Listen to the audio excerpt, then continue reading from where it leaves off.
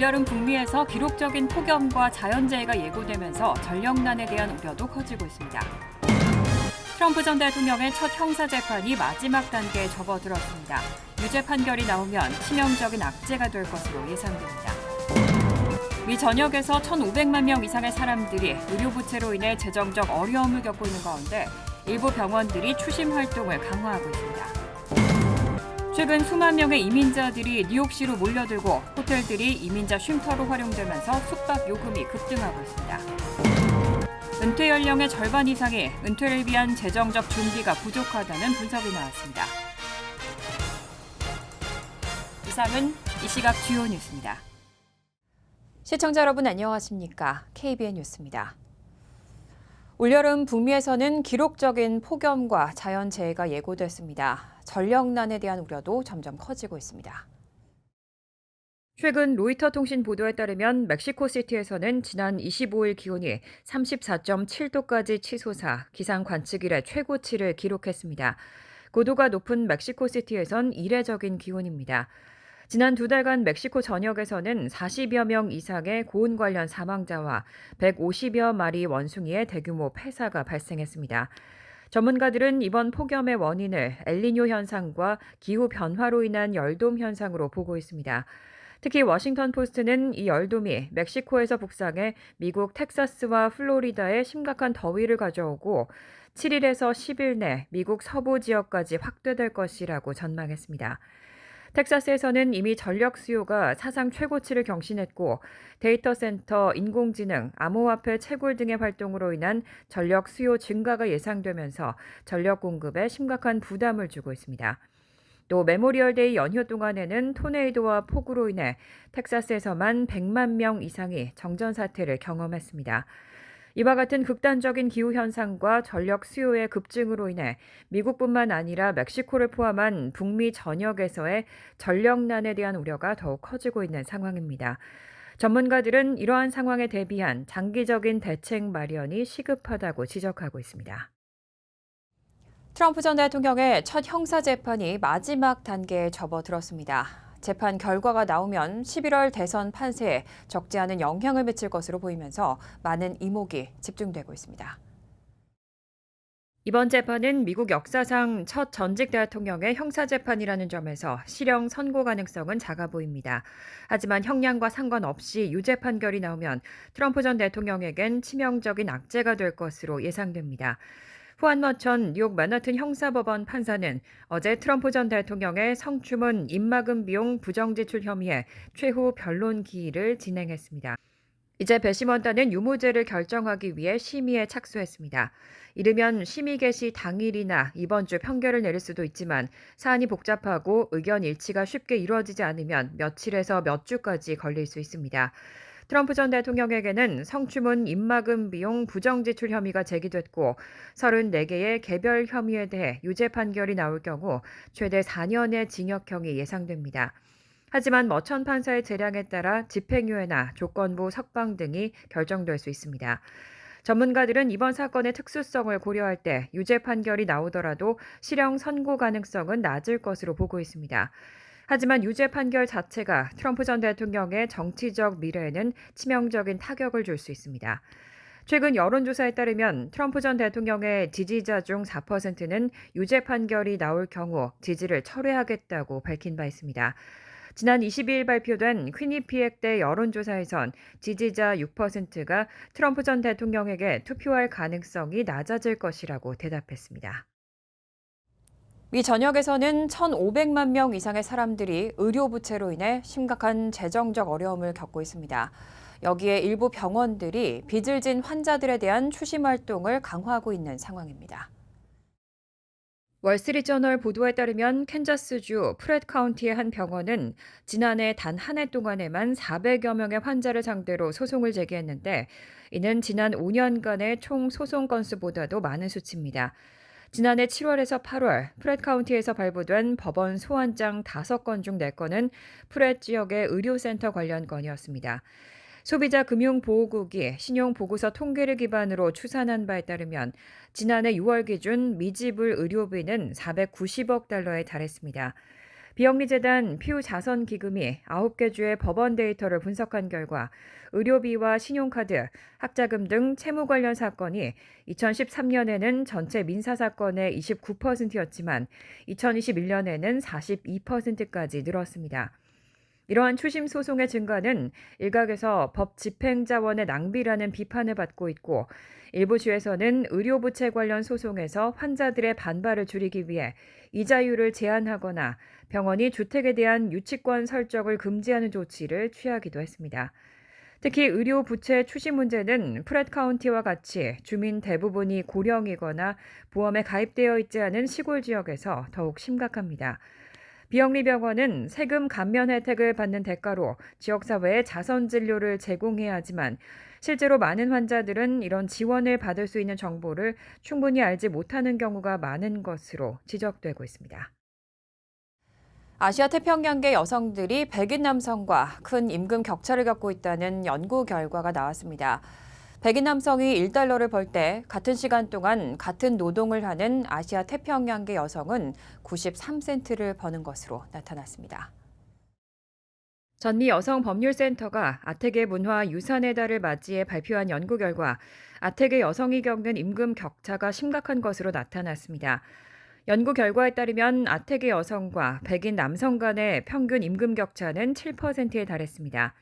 백인 남성이 1달러를 벌 때 같은 시간 동안 같은 노동을 하는 아태계 여성은 93센트를 번다는 의미입니다.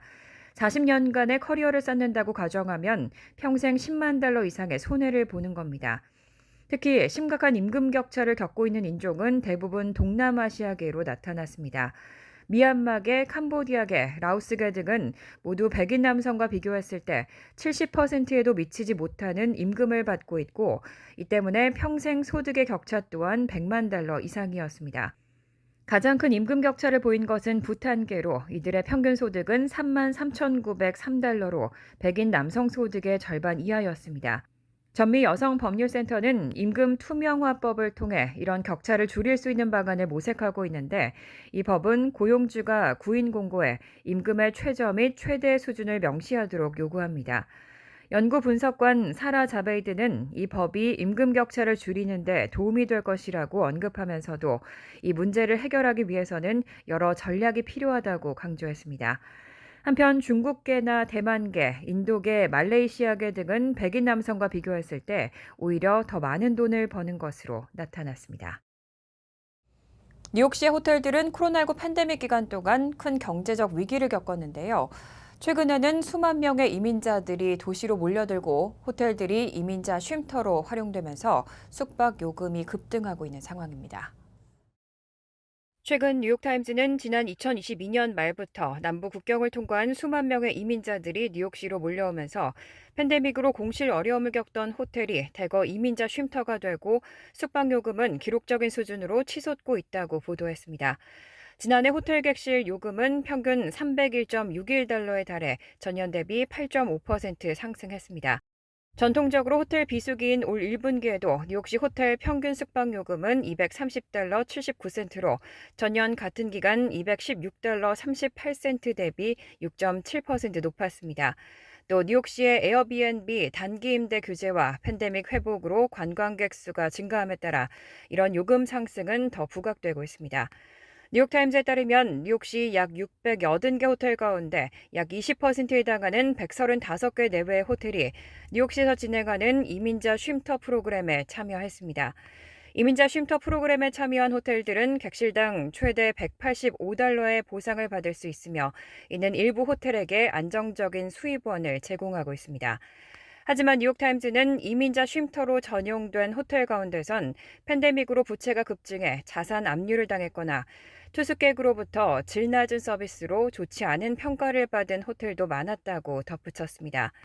샌 헤네시 뉴욕대 호텔산업 고문 겸 교수는 뉴욕타임즈에 이민자 쉼터를 활용해 2성급, 2.5성급 호텔이 더 대담해지고 다른 방법으로는 불가능할 가격을 시에 청구할 수 있게 됐다고 평가했습니다. 퀸즈 플러싱에 추진되던 카지노 개발이 큰 위기에 봉착했습니다. 뉴욕 매치 구장인 시티필드 주차장을 카지노 건설 부지로 변경하려던 계획이 사실상 불가능해졌습니다. 제시카 라모스 뉴욕주 상원의원은 28일 성명을 통해 지역 주민들이 도박장이 아닌 가족들을 위한 녹지 공간을 원하고 있다며 카지노 목적의 시티필드 주차장 부지 용도 변경 법안을 도입하지 않을 것이라고 밝혔습니다. 라모스 의원은 시티필드 구장 인근 지역구 의원으로서 이 부지의 용도 변경에 대한 입법 추진 권한을 가지고 있는 것으로 평가를 받아왔습니다. 한편 뉴욕 매츠 구단주인 스티브 코엔은 시티필드 주차장 부지에 카지노가 포함된 80억 달러 규모의 메트로폴리탄 파크 개발을 추진해 왔습니다. 코엔 캠프는 라모스 의원의 반대 성명에도 불구하고 프로젝트를 포기하지 않을 것이라며 한 의원이 단독으로 거부권을 갖는 것은 부당하다고 반발했습니다. 또 다른 지역구 의원인 프란체스코 모야 주 하원 의원은 지난달 플러싱 카지노 개발을 공식 지지한 바 있어 주 하원에서 주차장 부지 용도 변경 법안을 상정할 것으로 전망되고 있습니다.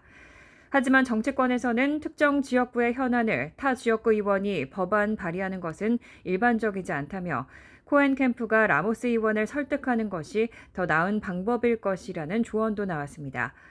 한편 라모스 의원이 지역 주민들의 의견을 수렴한 결과 주민의 61%는 퀸즈 어디에서도 카지노를 보고 싶지 않다고 했고 75%는 이웃에 카지노가 있는 것을 원하지 않는다고 반대했습니다. 최근 사우스 다코타주와 미네소타주, 애리조나주에서 야생동물 고기 섭취로 기생충에 감염된 사례가 확인됐습니다. 질병통제예방센터는 27일 사우스 다코타주, 미네소타주, 그리고 애리조나주에서 덜 익힌 곰고기를 섭취한 사람들 중 6명이 근육 선모충증에 감염됐다고 발표했습니다. 이들은 가족 파티에서 제공된 곰고기를 먹었는데 이 고기는 근육 선모충증을 일으키는 회충의 일종에 감염돼 있던 것으로 확인됐습니다. 특히 이들 중 2명은 고기와 함께 구운 야채 종류만 먹었는데도 감염됐습니다. 문제의 곰고기는 45일간 냉동 상태에 있었음에도 불구하고 기생충이 살아남아 감염을 일으켰습니다.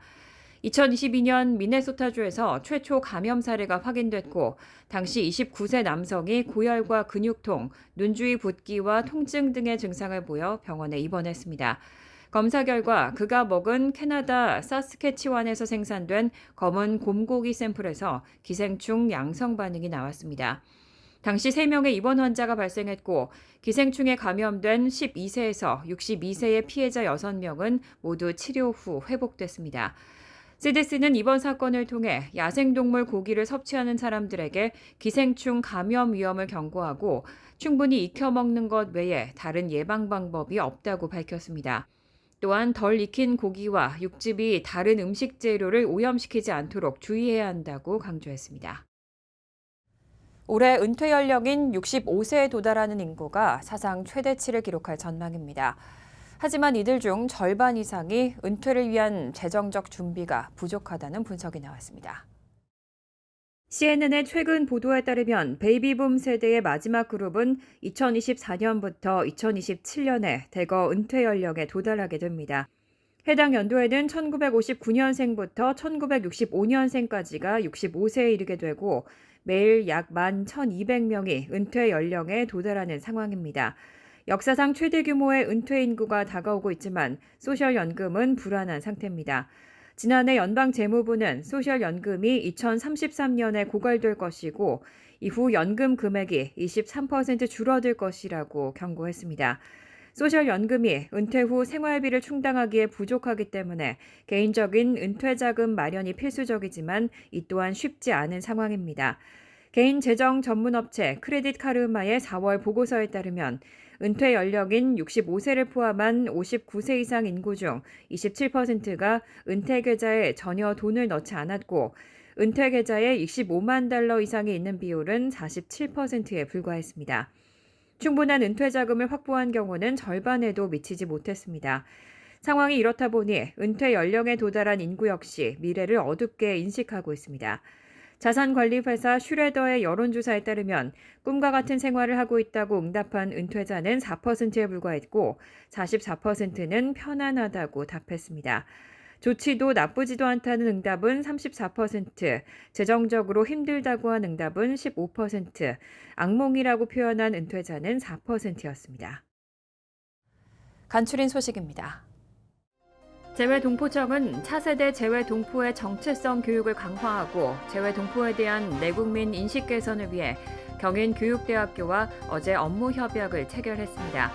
양 기관은 정체성 교육, 내국민 인식 개선 등을 공동으로 추진하고 재외동포의 안정적인 국내 정착 방안에 대한 연구를 진행하기로 했습니다.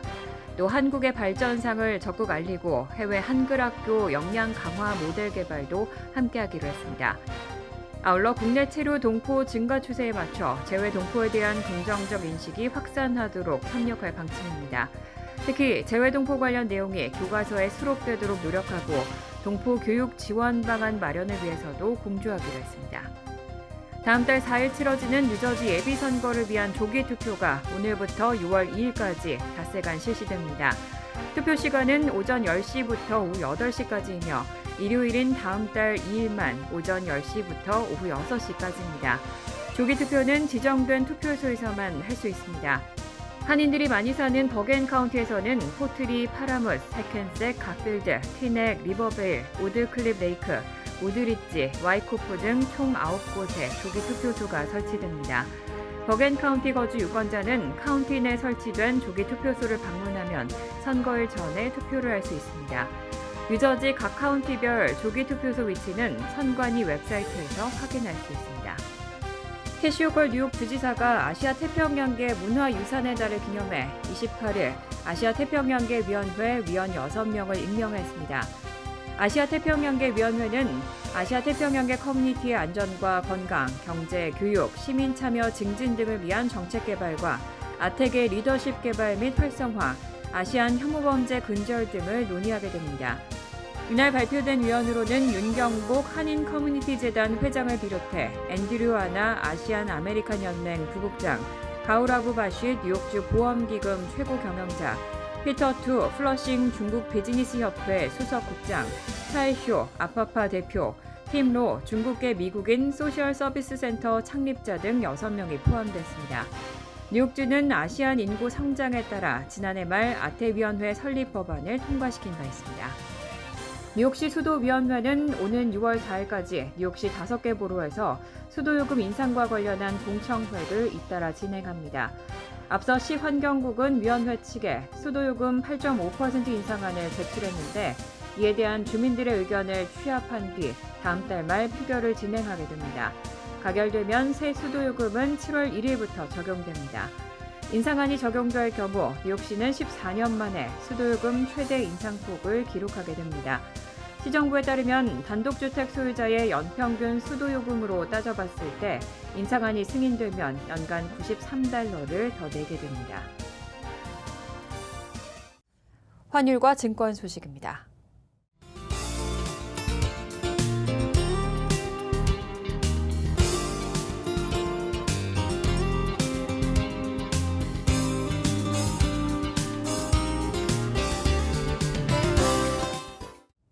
이어서 날씨입니다. 목요일은 부분적으로 화창한 가운데 오전과 오후 한때 소나기 내릴 가능성이 있습니다. 낮 최고 기온은 69도, 섭씨 21도, 밤 최저 기온은 60도, 섭씨 16도로 예상됩니다. 금요일은 화창하겠습니다. 토요일도 화창하겠습니다.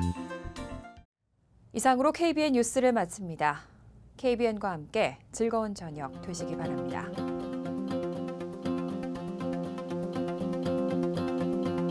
우리 동부 최대 한인방송 KBN이 제작하는 KBN 뉴스는 웹사이트 mykbn.com 그리고 유튜브와 페이스북에서 다시 보실 수 있습니다. 좋아요, 구독, 알림 설정은 뉴스 제작에 큰 도움이 됩니다.